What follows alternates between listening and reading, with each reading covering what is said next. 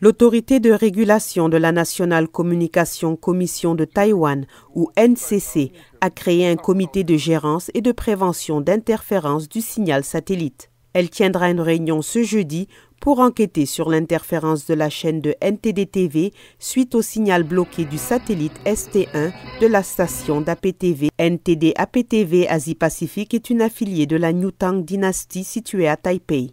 Les représentants de la NCC, le fournisseur Changhua Telecom, le ministère de la Défense nationale de Taïwan et autres experts extérieurs prendront part à la réunion de jeudi. 2 représentants de NTD-APTV ont également été invités, mais seulement comme observateurs. La porte-parole de NTD-TV Asie-Pacifique, Zhu Wenqi, a dit que la station devrait être davantage impliquée dans le processus d'enquête. Les véritables victimes de ce grave incident d'interruption des signaux du satellite sont NTD-APTV et ses 1,64 millions de téléspectateurs à Taïwan, ainsi que les Chinois qui sont en mesure de recevoir de l'information véridique diffusée par NTD-APTV. En fait, nous sommes des victimes directes.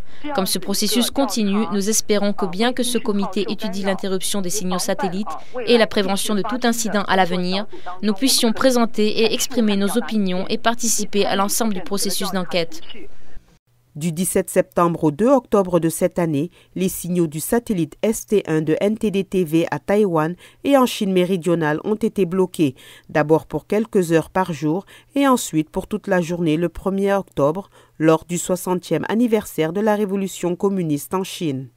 Jusqu'à présent, la cause du blocage n'a pas été déterminée, mais le calendrier de l'ingérence multiplie les suspicions de certaines personnes.